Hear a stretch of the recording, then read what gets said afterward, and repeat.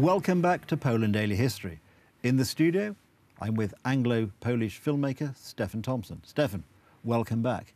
Hello, Nicholas. On a more cheerful note, there's recently been unveiled in Edinburgh a statue to Wojciech the bear. Quite right. A bear who fought with the Polish forces. Would you like to say a few words about, because this, I think, was one of your more popular films as well. Yes, it was also a willful change of strategy on my part. I've covered some of the more unpleasant aspects of Polish history, from German death camps to the tragic episode of the Warsaw Uprising, and I was very keen to show the Polish spirit and the Polish war experience through something that sort of transcends nationality. And animal stories tend to be one of these things. Always very, very popular. Always very popular.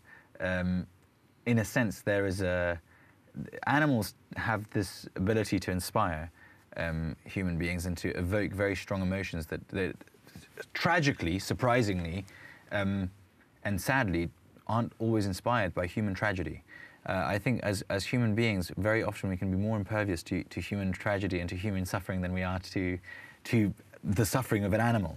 And I was very keen on, having covered some of these very difficult topics, I was very keen to cover Polish history through something more emotive and more story-like.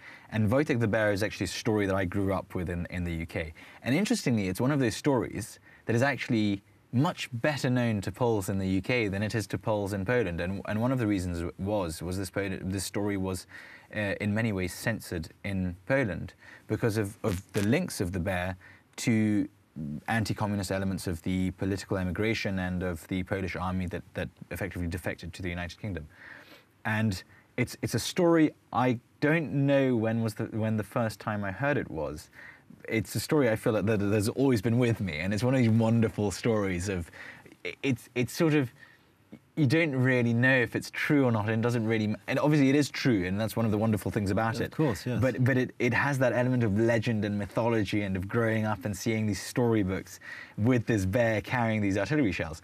And in short, the story is the Polish, when the Soviet Russia invaded Poland in 1939, on the 17th of September, they took many prisoners of war and they deported hundreds of thousands of people into the depths of Siberia. After the re-establishment of relations between the Polish government in exile and Soviet Russia, after German Operation Barbarossa, so the collapse of the Ribbentrop-Molotov Pact, yep, the Polish army was allowed to reform in Siberia. General Anders was charged with this task, and he evacuated not only actually military personnel, but tried to evacuate as many people as possible, and led them out through what is today modern-day Syria. In modern-day Syria, some of the soldiers encountered a young boy with a bear cub. And in fact, there was a girl, one of the civilians who was there, sort of was very endeared by the bear and convinced the soldiers that they must buy the bear. And so they did, but in fact, it wasn't just money. They swapped some tins of food, and they swapped some chocolate, and there was a sort of wonderful element of barter in it. I mean, the story it's a wonderful story. And then the bear cub was initially taken in charge by this young girl. I mean, very soon it outgrew the girl and the girl's possibilities, and it required more and more food. And it was taken in charge by the army, who sort of treated him like another soldier. And they went from teaching him to salute, to drinking beer, to smoking cigarettes, though he usually sort of swallowed them after a single puff. But apparently he really was quite fond of smoking and of drinking beer. And eventually, as proper soldier, then. A proper soldier, and he was taught to stand guard. And there's a wonderful episode of him catching a spy. There's all sorts of wonderful elements. Anyway, the story, it goes on and on. But as the army continued moving through, eventually the Second Corps was charged with taking part of the operations in Italy and to join the British and American armies who were invading Italy and moving through towards Rome, trying to break the German winter line. And the bear wasn't allowed to board because he wasn't an enlisted soldier, at which point he was officially enlisted and given the rank of corporal. and was then loaded onto this boat as sort of wonderful accounts, and one isn't quite sure which of those is real, of the Brits in charge of this boat being incredibly confused at the soldier bear being marched in and being informed that he was actually an enlisted soldier with a pension card. He was obviously never handed the money, but he was technically he did paid. earn a pension. Yeah, and then sort of wonderful episodes of as the army was driving up the Adriatic coast. It's a wonderful story of him. Apparently, was very fond of the sea, and on one of the stops, sort of bounding down the beach and sort of terrifying the local girls who were sunbathing. Anyway, all of this takes him to Monte Cassino.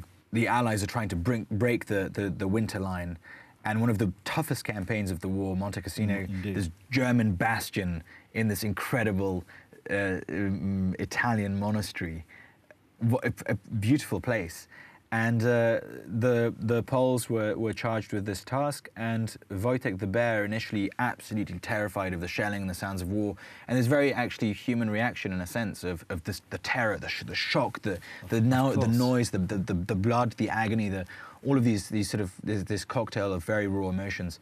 And but eventually, he apparently bounded towards a tree and tried to hide in a tree. Eventually came down and joined the soldiers and actually helped them carry artillery shells and carry boxes and loaded them up. So he sort of became in a sense, he became a symbol. And the wonderful and tragic aspect of the story, the reason I was very keen, the reason I believe that he embodies the Polish spirit, is after that campaign, he was then eventually taken to Scotland, where the Polish army ended up being decommissioned in 1947, and the soldiers didn't quite know what to do with him as they were being decommissioned and returned to civilian lives. There was this huge bear, and without really, I mean, not that they wanted to give him away, but you know, he was so used to this life, they had no choice but to hand him over to the zoo. Right. And the story ends in a sense, I think. In fact, in a sense, it was very personal to me, because I feel like that was actually the fate of my grandparents, who didn't want to be there. No, but there they were, and there was Wojtek, who apparently he was put into an enclosure in the Edinburgh Zoo.